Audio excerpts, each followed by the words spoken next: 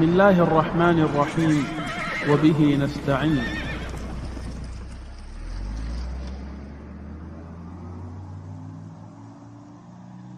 بسم الله الرحمن الرحيم.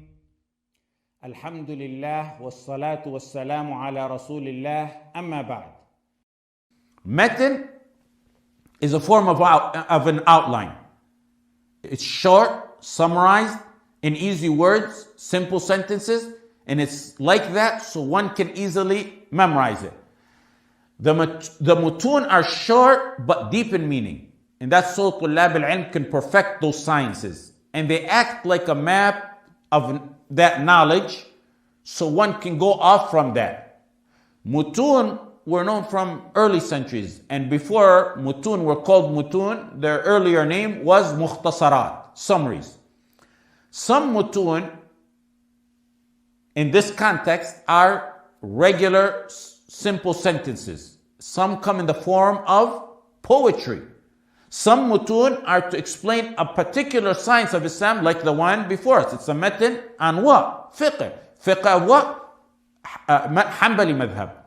Al-usul al-thalatha is a matn on what? On tawheed. Some were made to help summarize and outline a certain science of Islam. Some were written to summarize a certain specific book, like Alfiyat al-Iraqi. It was a summary for Muqaddimat Ibn Salah.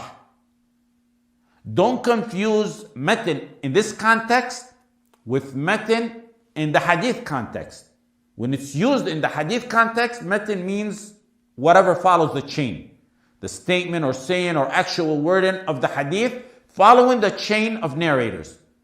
The purpose of mutun is to have an outline of that particular science to work off from. Memorizing is greatly recommended, and it's the method of a lot of the previous ulama. You don't want to be one whose ilm is only notes and iPads and computers in front of them. That's not the kind of people I raise. Using notes or iPad may not always be criticized when given a talk or teaching, but when that's a person's entire storage of ilm, that's a problem. A lot of times, those who are familiar and read a lot, they notice when they hear certain halaqat or khutab or talks, the entire talk was no more than a plagiarized copy and paste. And if that's the level of the person, it's okay. But for him to think he's a mufti and a allam and a mujaddid and the ummah has never seen his likes, that's a problem. Al-Tahir ibn Ashur said the alim can't be called the alim unless he memorizes a lot. لا يعتبر العالم عالما ما لم يكن كثير الحفظ. Al-Shafi'i and others like Al-Sha'bi, rahimahumullah, Allah blessed them with like a miracle in memorization. Al-Shafi'i said, Al-Sha'bi actually said, I never wrote black on white, meaning I never wrote anything, except I memorized it, and no one has ever mentioned any hadith in front of me except I memorized it from the first time without having to ask him to repeat it. And if anyone was to collect that which I forgot and memorize it, he would become a alim. Ibn Abi al-Hadid said, وَبَعْدُ فَالْعِلْمُ إِذَا لَمْ يَنْضَبِطْ بِالْحِفْظِ لَمْ يَنْفَعْ.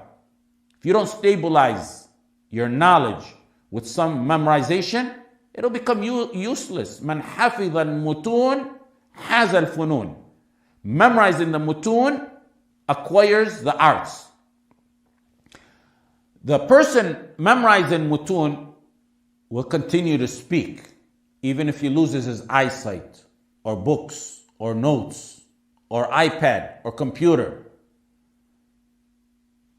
Some who you see speak, the extent and sum and outmost of their knowledge is the iPad in front of them. That's not where طلاب العلم store their ilm. One technical error would render that person speechless. If that were to vanish, or the internet searches generally were to vanish, and their Shaykh Google and their Shaykh Maktaba al-Shamila, they would vanish with it. In fact, if the internet were to vanish, many couldn't even go to an Islamic physical library and prepare a small talk from the actual physical references. Knowledge, beneficial knowledge, is what's in the hearts. وَلَقَدْ آتَيْنَا دَاوُودَ وَسُلَيْمَانَ عِلْمًا وَقَالَ الْحَمْدُ لِلَّهِ الَّذِي فَضَّلَنَا عَلَى كَثِيرٍ مِّنْ عِبَادِهِ الْمُؤْمِنِينَ. We granted knowledge to Dawood and Sulaiman. What did they say? Alhamdulillah, that Allah subhanahu wa ta'ala privileged us over many. So how did they get privileged? With the knowledge. Knowledge that's in the hearts and minds. Mutun are like a seed. You know how a seed is to a tree? You put the seed, then there's a trunk, then there's branches, then there's leaves from that seed. The seed is the matn, and then you build on it by learning it. When you learn without a matn, it's like filling a cup with no bottom. The water will go in, but it starts to seep from the bottom. It has many other benefits, like making one eloquent and exposing him to a variety of vocabulary.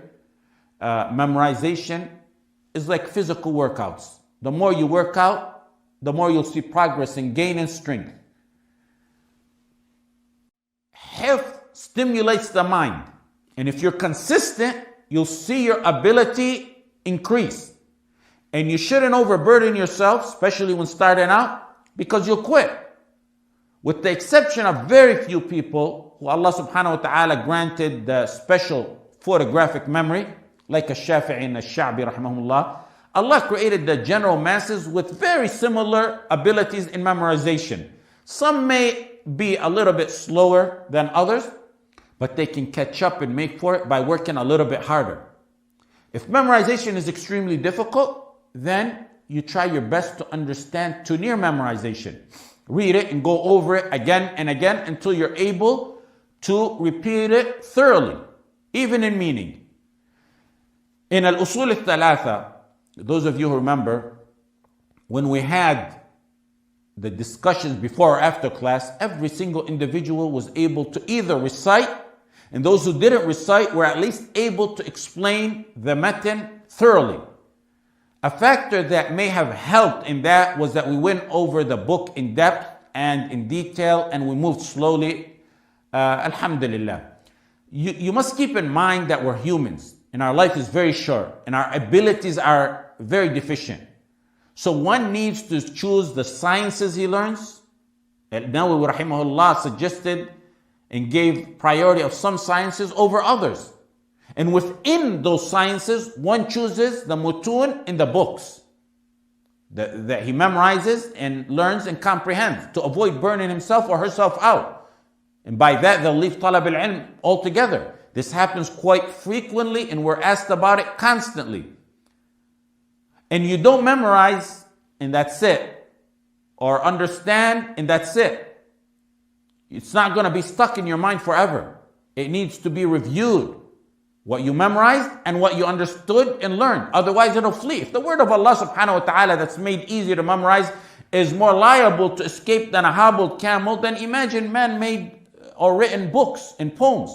When they confiscate our books in prison or otherwise, we see firsthand the devastating impact on forgetting, because one isn't able to review.